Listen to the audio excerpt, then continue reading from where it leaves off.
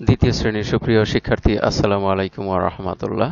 তোমাদের নতুন গণিত বইয়ের অধ্যায় ৫ ওজন পরিমাপ এর আলোচনায় সাদর আমন্ত্রণ। দেখো, একটি মূল প্রশ্ন রয়েছে, কোন বস্তুটি ভারী, একটি ডাস্টার না একটি কলম? রাফি বলছে, একটি ডাস্টারের সাথে একটি কলমের ওজনের তুলনা করি। তুলি বলছে, এক হাতে ডাস্টার ও অন্য হাতে কলম নিয়ে ওজন তুলনা করি। আমার মনে হয় ডাস্টারের ওজন বেশি হবে। এবার রাফি বলছে, আমারও তাই মনে হয়। আর কলমের সাথে বেলুনের ওজন হাতে নিয়ে তুলনা করলে কলমের ওজন বেশি হবে বলে মনে হয়। এগুলোকে দাঁড়িপাল্লা দিয়ে পরিমাপ করতে পারি। ওজন পরিমাপের একক হলো কিলোগ্রাম বা কেজি। কম ওজনের বস্তু মাপতে হলে গ্রাম একক ব্যবহার করা হয়। বস্তুর ওজন পরিমাপ করতে দাঁড়িপাল্লা বা ডিজিটাল মাপনী ব্যবহার করা হয়। এখানে দেখো, ওজনের একক কিলোগ্রাম বা কেজি, আর 1 কেজি সমান 1000 গ্রাম।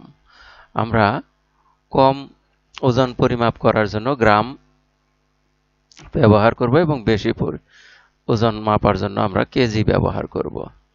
এখানে দেখো, দাঁড়িপাল্লার দুইটি পাল্লা আছে। এক পাল্লাতে এখানে এই ফলগুলো রাখা হয়েছে এবং আরেক পাল্লাতে মাপের বাটখারা রাখা হয়েছে এবং পরিমাপ করা হচ্ছে। আর এটা হলো ডিজিটাল মাপনী। এর মধ্যে যে বস্তু ওজন করব বা মাপবো সেই বস্তুটি রেখে দিলে এখানে নাম্বার উঠবে, কত গ্রাম বা কত কেজি তার পরিমাণ এখানে লেখা উঠবে। আমরা দেখি তার পরের পৃষ্ঠাতে কি রয়েছে। এসো আমরা নিচের জিনিসগুলোর ওজন তুলনা করি। কোনটির ওজন সবচেয়ে বেশি, কিভাবে তুলনা করা যায়? এখানে যে বস্তুগুলো রয়েছে, এখানে আছে বেগুন, একটি আনারস, একটি আপেল, একটি টমেটো, একটি শসা এবং একটি কলা। এগুলো হাতে নিয়ে তুলনা করা যায়। তুলনা করলে দেখা যাবে যে আনারসের ওজনটি সবচেয়ে বেশি হয়েছে। তারপর তুলনামূলকভাবে বড় শসার ওজন হতে পারে। তারপরে এখানে কলা বা অথবা বেগুনের যে কোনোটির ওজন হতে পারে, আপেলের ওজনও হতে পারে, আর টমেটো সবচেয়ে কম ওজন হবে।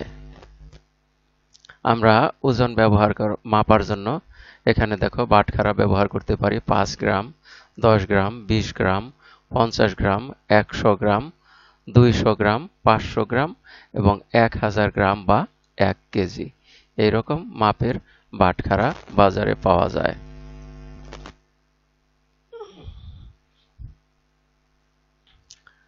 এখানে লক্ষ্য করো, 25 গ্রাম বাটখারা।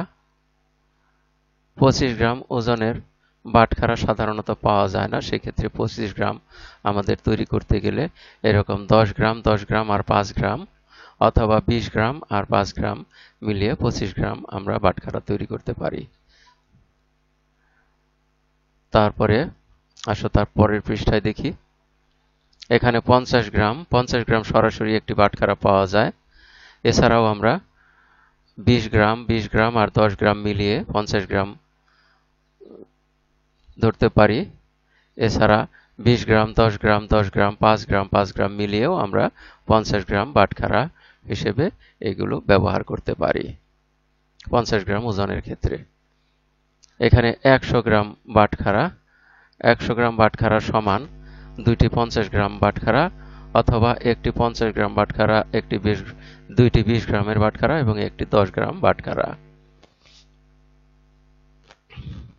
এখানে একটি কাজ রয়েছে, বিভিন্ন প্রকারের 3-4টি বস্তুর ওজন দাঁড়িপাল্লা ও ডিজিটাল মাপনী দিয়ে মেপে তুলনা করে দেখি একই হয় কিনা।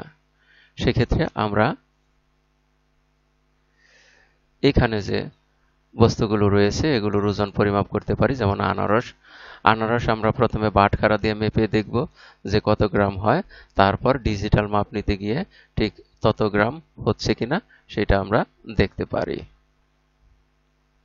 অথবা বেগুন অথবা অন্য যে কোনো বস্তু আমরা 3-4টি বস্তুকে এভাবে দাঁড়িপাল্লায় এবং ডিজিটাল মাপনী দিয়ে মেপে আমরা ওজন তুলনা করতে পারি যে কোনটিতে ওজন বেশি বা কম হয়েছে। আমরা দেখতে পাবো যে প্রত্যেকটিতেই দাঁড়িপাল্লাতেও যে ওজনটি পাওয়া যাবে ডিজিটাল মাপনীতেও সেই একই ওজন পাওয়া যাবে। অর্থাৎ উভয় ক্ষেত্রেই মাপনী, ডিজিটাল মাপনী এবং দাঁড়িপাল্লা এই দুইটির ক্ষেত্রেই কোনো বস্তুর ওজন একই থাকবে, আলাদা হবে না।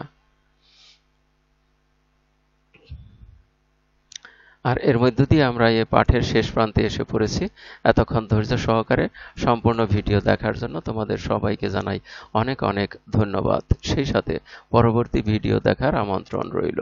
Thank you very much for watching and keep watching for the next video. আর তোমাদের জন্য একটি ছোট বাড়ির কাজ রইল, তা হলো তোমরা তোমাদের বাড়িতে দাঁড়িপাল্লা থাকলে তোমরা তোমাদের যে ক্লাসের যে 3টি বই রয়েছে এই 3টি বইয়ের ওজন কত গ্রাম হয় তা তোমরা পরিমাপ করে দেখবে। এবং এছাড়াও তোমরা ডিজিটাল মাপনীর মাধ্যমে দেখতে পারো, বিশেষ করে তোমাদের পাশে বাড়ির পাশে যে দোকানগুলো রয়েছে সেখানে ডিজিটাল মাপনী থাকতে পারে। সেক্ষেত্রে তাদেরকে রিকোয়েস্ট করে বলে তোমাদের এই 3টি বইয়ের ওজন কত হয় তুমি মেপে দেখে আসতে পারো। Thank you very much for watching and keep watching for the next video. Assalamu alaikum wa rahmatullah.